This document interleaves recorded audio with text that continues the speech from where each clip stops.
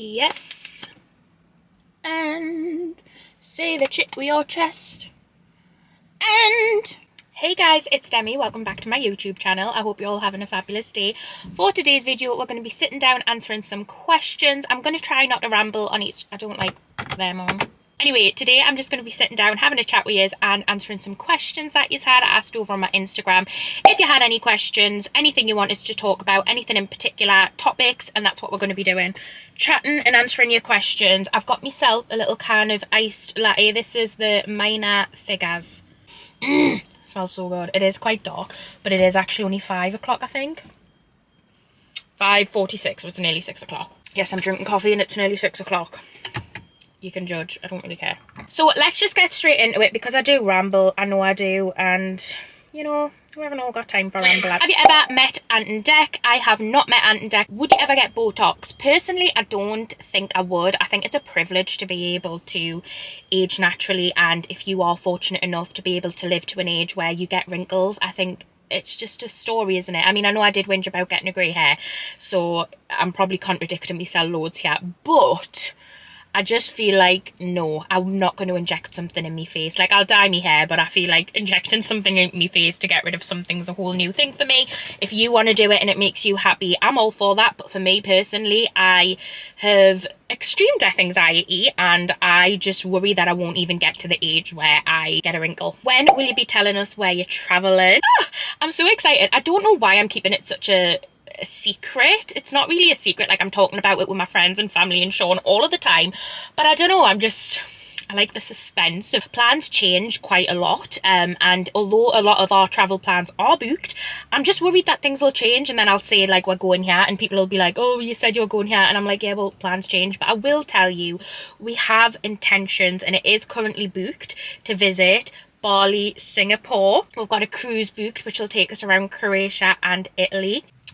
Australia is Sean's big dream holiday, but that doesn't look like something that's going to happen this year. It looks like in next year, because this year, more or less every single month, we've got plans or we're going somewhere from June onwards, and I've got a few plans before that. So yeah, it's looking likely that Australia isn't going to be possible this year. Australia is like a big trip, and if we're going to go to Australia, we want to be able to see as much of Australia as possible, so we don't want to limit our time there or anything. So it's not going to be this year, I don't think, Australia for us, but hopefully next year. There is going to be a multi-destination American trip as well at the end of the year, and that is for a very special reason. I don't know why, like I wasn't like keeping it a secret. I don't want things to I don't want to mention things and then things change and just have the constant questions of what changed, what happened. But they're the places that some of them are booked, some of them are not. We intend to go this year, all being well. And I say that because I have extreme death anxiety and it gets worse for me when my life seems good. That's when my death anxiety gets worse. I think for me, it just feels like I don't know how to describe it. Like, it feels like my life is too good. All good things come to an end and I'm not even going to get to go on all these adventures that I have planned because it would be too good to be true. That's what my mind is like, and it's really messed up. I am trying to change this mindset, change this mentality, and because this year, if this year goes as planned, 2024 will be the best year of my and Sean's entire life. And I think I'm just so worried that there's something around the corner, which is a horrible mindset, and I try not to think about this, just do. So that's that. Do you still speak to Katie Meehan? I do still speak to Katie as often as we can. Katie now lives in London. I obviously live in Newcastle still. I haven't seen her in a while. I need to go down to London, or when she comes home, I need to plan something with her. Haven't seen her in a long time, but of course we still speak. It's just hard as you get older and people obviously get on with their lives. Things happen and, you know, like people move, and Katie moved, and yeah, we definitely like still chat every now and again. It's lovely. That reminds us we are going to schedule a FaceTime call together because it's been a little bit too long, but me and Katie are still very much in each other's lives. Yeah. Will you go back to pole dancing? I'd love to go back. I was advised not to go back for about up to a year when I broke my foot, because it can take a year for your bone to fully heal, and pole dancing is quite a heavy on the foot activity. Obviously you are like on a pole. I mean, I do jump around like an idiot in that now. Like, I probably could go back now, but I just haven't I just haven't. I would love to do it again though. I did thoroughly enjoy it, and I think it's one of them sports for me that just feels so liberating and makes us feel amazing. You have lost so much weight. How can you share the habits you have to do this? You know what? It's not been unintentional, but it's not been. I've not been on a diet. I've not been focused on one thing. I literally just have made small changes in my life to accommodate a more healthier lifestyle, and I think it's the most sustainable thing for me. I have lost the weight and kept it off, which is something I never ever do. When I'm on these diets, I never keep the weight off. But for me, it's just basically eating what I want when I want, being reasonable, and just trying to be more aware, making sure I'm eating more fruit, making sure I'm eating more veg. I do go to the gym. Me and my mum are currently doing PT sessions. We've been going since before Christmas. We do boxing, like boxercise boxing classes as well with the same PT, and we absolutely love it. But for me, I just feel like this time round I haven't put pressure on it, and I've did it because I wanted to reward my body, and the feelings that I get from going to the gym honestly now are like amazing. I really do enjoy going to the gym, and I love the feeling after the gym. So yeah, I think for me it's been a lifestyle. It's been a full lifestyle habit change for me. I have not got lazy with food. Like, instead of going to Costa, this is also for the calories, but also just like, this is also health wise, but also like financial as well. Like, I was just in, like, I looked at the amount I spent on Costa 1 month, and honestly, I nearly I did cry, and that's when I knew I had a problem, because it wasn't normal. It was definitely not normal. For example, getting 3 of these iced coffees for £1 in Heron Foods. I take these out with us, they're really nice. I make my own with my at-home coffee machine as well. And it's just like, stuff like this makes a huge difference, because having that, and I've also always got snacks in my car. I've just had one of these Trek protein bars. I always have snacks in my car, because if I don't have snacks in my car, I'm popping to Costa and I'm getting a toasty, I'm getting something, and little changes like that have just made such a huge difference for me. It's like, no Demi, you've got food there, you've got something to tide you over until you get home and have your tea, you don't need to pop. And I know it was such a bad habit to be in anyway, but it was a habit that I was in, constantly just buying stuff when I was out, not pre-planning meals, getting frozen stuff and having it. But for now, like, it is honestly just being more aware. I don't really calorie count, but I will look at the calories, for example. So I don't really calorie count, but like, I would look at this Trek bar calories and think, that's decent, I'll have that, or that's not. Or like my UB protein bars, I know that they're 100 calories per bar, so I kind of don't calorie count, but I'm aware of the calories and things, if that makes sense.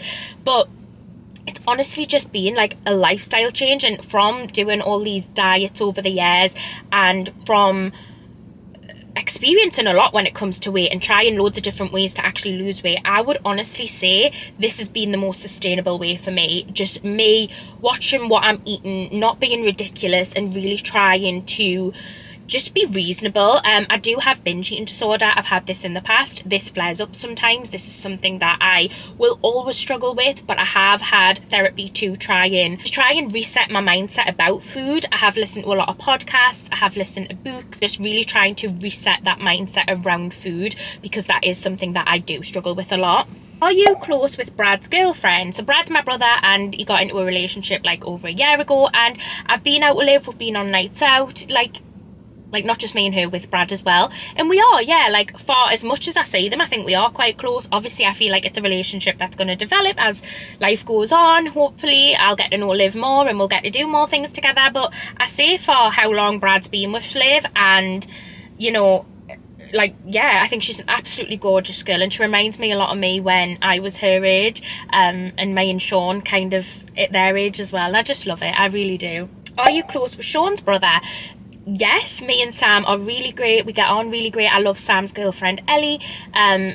We get on really well. We went to Florida together years ago. So I actually went to Florida together with Sean and his family years ago, and Sam was there, and I get on great with Sam. He's a good laugh. He was at ours for Christmas dinner because he wanted to have it with his mum and dad, so he came ours for Christmas dinner, and he was just a howl. Like, my mum and that really like him. Like, everyone, we're so lucky in the aspect that like all of our families get on, and I really like all of Sean's family. He gets on with all of mine. It's just a really nice group of people, and I'm so grateful for that. Will you vlog your mum's wedding?